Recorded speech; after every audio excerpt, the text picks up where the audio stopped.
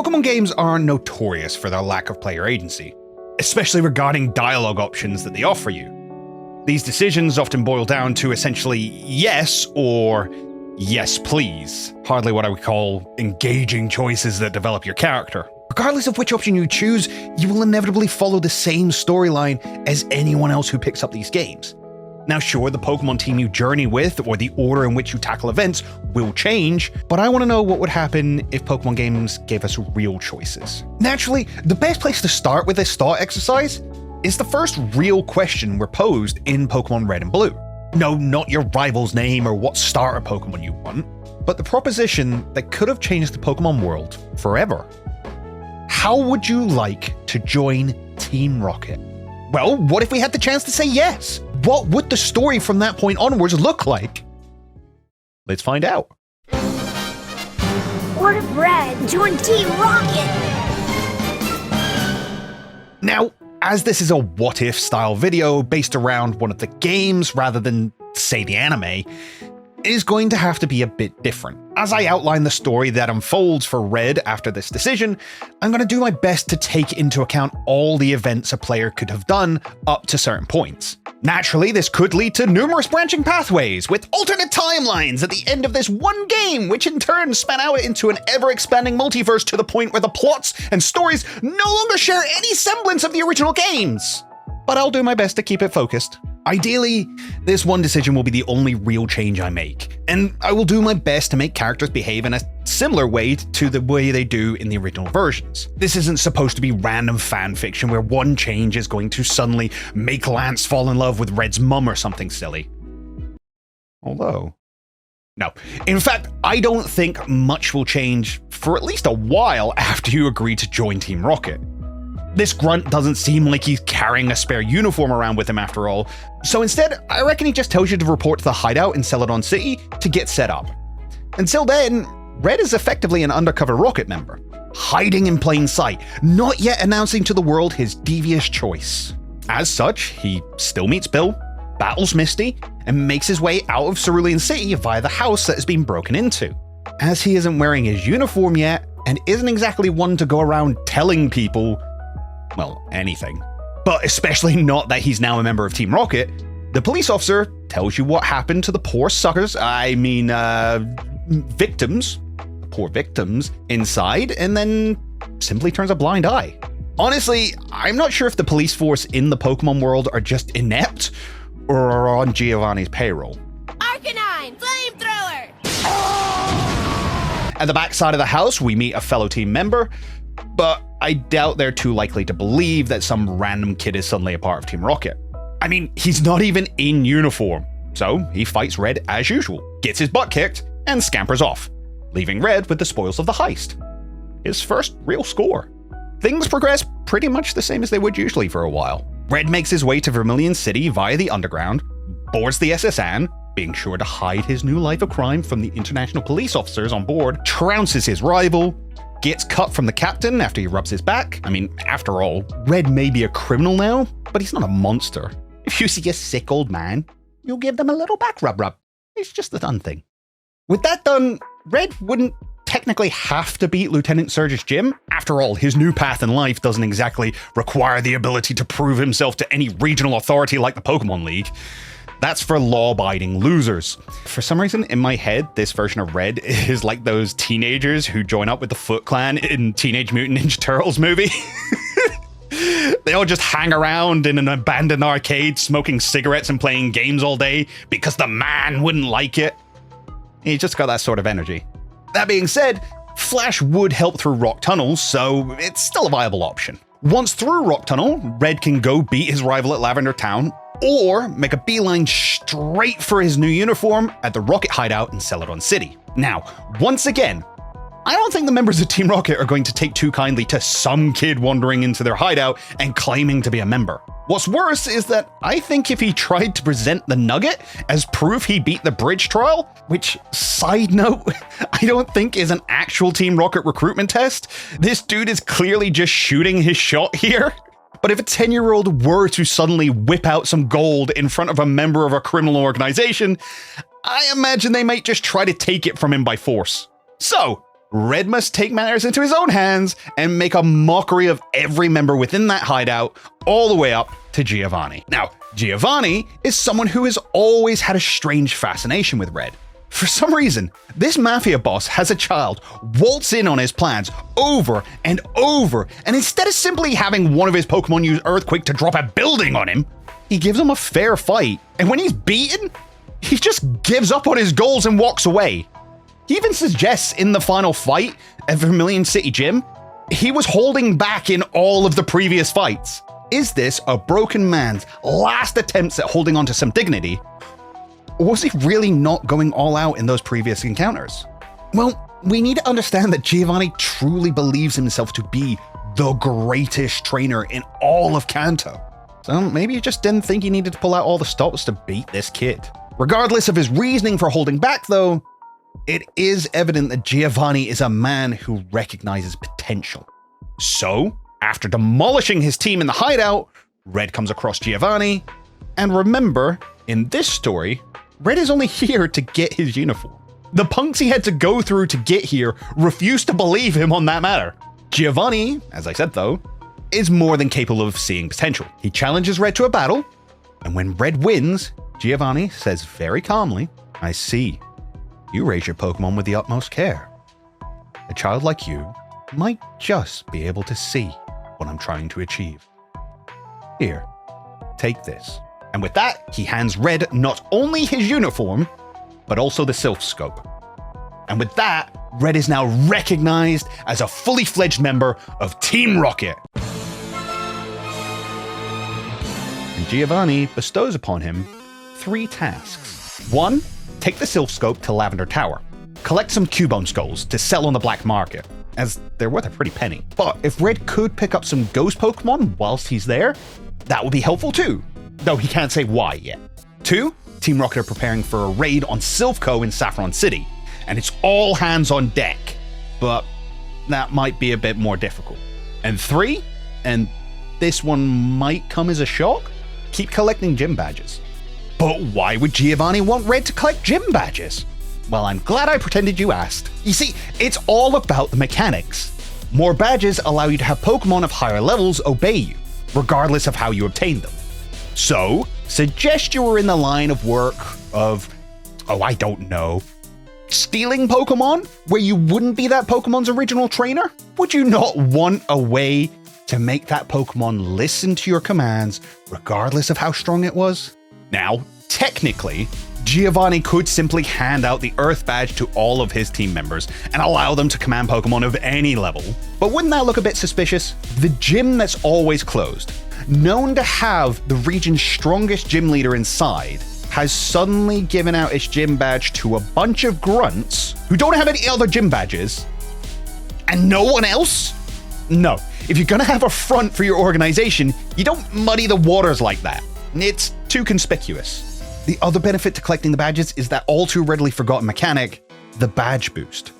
The Boulder, Thunder, Soul, and Volcano badges all raise the different stats of your Pokemon, and it's a buff that Team Rocket would be fools not to take advantage of. This is even touched on in the Adventures manga, where hoarding gym badges for their boosts is a legitimate part of Team Rocket's plan. And finally, I guess HMs are useful for traversal. I mean, you can't take over the world if you can't get to parts of the world. With these tasks in mind, Red sets out for his life of crime, and with immediate benefits. Those pesky guards that refuse to let him into Saffron City aren't so brave when faced with a kitted out member of Team Rocket. I mean, these guys were willing to break the rules for a bottle of water. Do you think they're really about to put themselves in harm's way for their jobs? Yeah, no chance. From here, Red technically could take part in the Silph Co raid, or go on to Lavender Tower, or simply focus on catching Pokemon and beating gyms. But I think in as close to a canonical sense as I can get, which I guess you demonstrate through level curves within the game, Red decides to cut his teeth on some low-level Pokemon poaching before a full-blown hostile takeover of the largest company in the region. As such, he heads back to Lavender Tower, and here is where we reach an interesting obstacle for this story. Blue. How would he react to someone from his hometown turning to a life of crime? Surprisingly, I don't think he'd care all that much. If anything, I think he'd see it as a little pathetic that Red had to resort to criminal activity just to keep up with his strength. Ha! Guffaw, chortle, arrogant laughter, ha. And let's face it, Blue has never cared about Team Rocket. He's even present during the takeover of Silph Co in the original games. And apparently he's only waiting around because he saw that Red was in town and figured he would want to do something about them. He's not there to free the company or fight Team Rocket. Blue is single-minded. He wants to be the best. Red, as his rival, is little more than a challenge for him to overcome. I think as long as Red kept giving him good battles, Blue wouldn't really care what kind of career path he chose. There's even an old Pokemon theory that suggests that Blue was actually trying to join Team Rocket, or was already part of them, because in Silph Co he refers to Giovanni as Boss Rocket. Not something I'm rolling into this what-if story, but it's definitely a bit of fun. Also, the Blue from Let's Go Pikachu and Eevee behaves very differently to the one from the original games. He's actually active in the takedown of Team Rocket, but that story's already so different from the original Kanto games that I'm just choosing to ignore it for the sake of this. With his rival defeated then, Red makes his way through the tower, collecting as many Cubone as possible, defeats the ghost of Marowak, who is enraged at him in particular this time around, and I don't think defeating it would allow its spirit to pass on this time. Instead, it would more likely just dissipate momentarily, allowing Red to pass, but later return to the empty halls of the gravesite, forever wandering the hallowed grounds in search of its lost young, who it died defending, never finding peace, instead becoming even more violent and raining horror down on any who dare tread on the space it has been forced to call home. Once past that though, Red finds Mr. Fuji being held up by a few grunts. This old man, for some reason, is trying to stand up to Team Rocket. Probably due to his history working with them on the Mewtwo project, but more about that on this video here. That kind of thing, standing up to Team Rocket that is, just won't stand. If people start thinking they can stand up to Team Rocket, then it won't be long until civilians everywhere are getting a little too brave and making their lives difficult.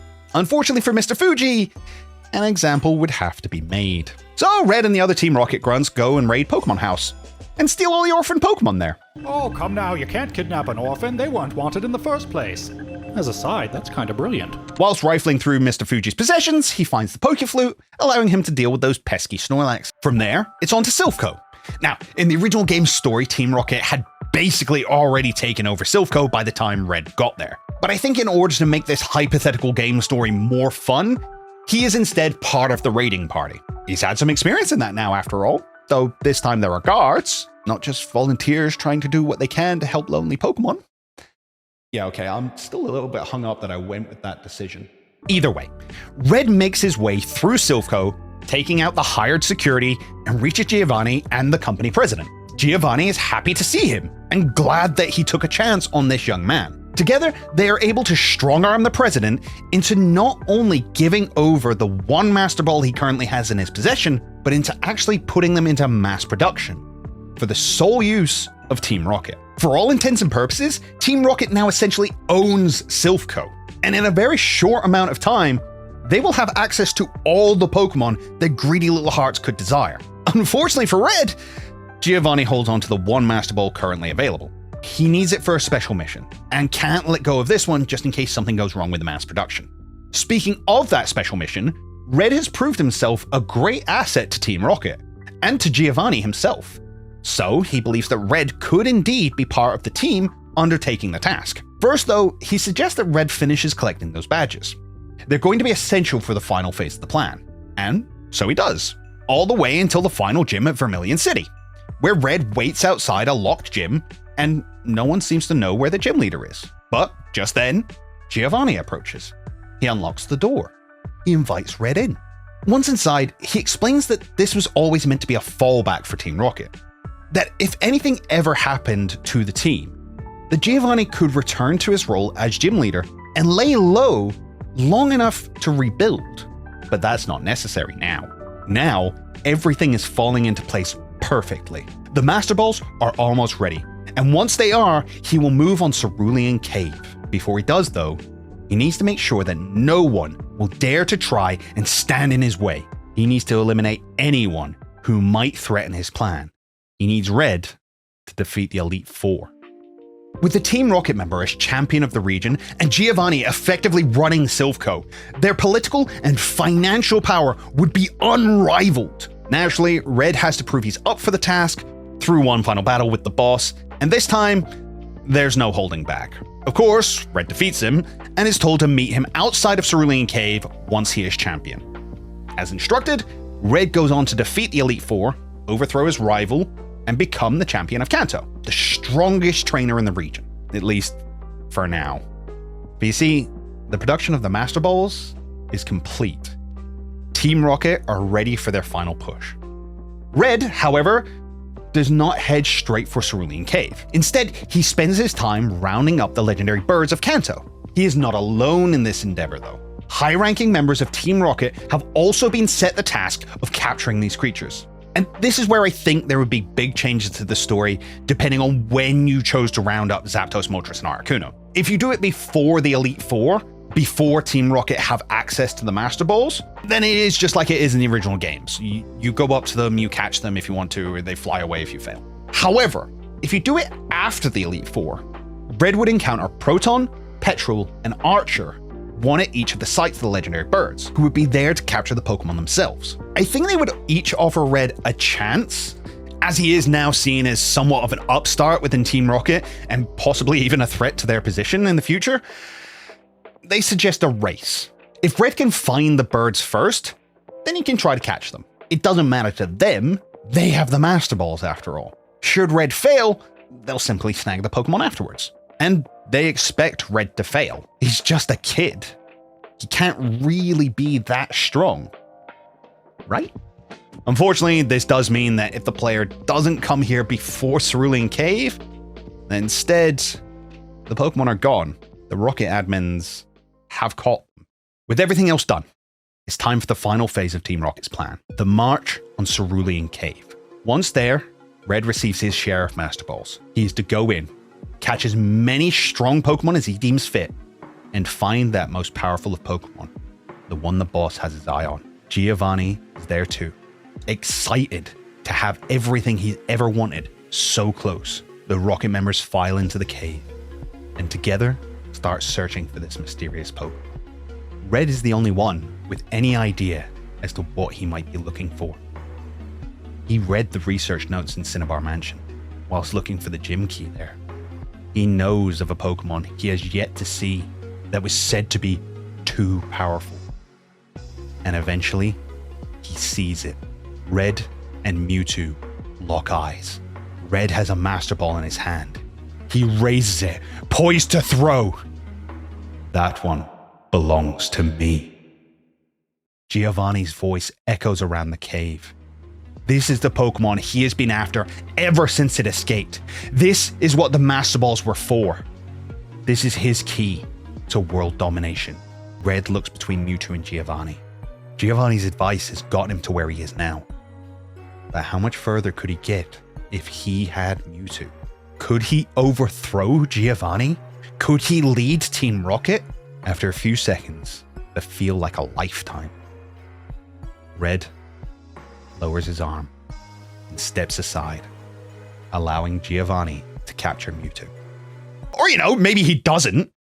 Honestly, this could end in a number of ways. Maybe Giovanni fights Red for the chance to capture Mewtwo, though I doubt Mewtwo would just stand around and wait for the battle to go off, and would likely flee in the ensuing chaos, which would mean they'd both have to try and track it down across the region. Red would be excommunicated from Team Rocket for foiling their plans at the last moment. Or maybe Giovanni sees the talent that Red has and thinks that the strongest Pokemon is one thing, but the strongest Pokemon in the hands of the strongest trainer is even better, so decides to let Red catch Mewtwo, hoping that in doing so, he gains some loyalty. Though, due to how criminals think, I doubt he'd ever really trust Red again, constantly expecting him to try and overthrow him. That's why I went with my initial option. It's not the most satisfying, but it's the cleanest outcome. But let me know which one you prefer in the comments below. If this video does well, I might continue this story and look at how Red and Team Rocket get on with their plans for world domination. And depending on how you respond to this, I might start from a different outcome to the endgame scenario I've presented here. For right now, though, that's going to do it for today, guys. Thank you very much for watching. I hope you enjoyed it, and I hope you join me again on the next one. But until then, I'll catch you later. Continuing to make these videos would not be possible without the help from our channel members, and especially our Mega Tier members. Thank you.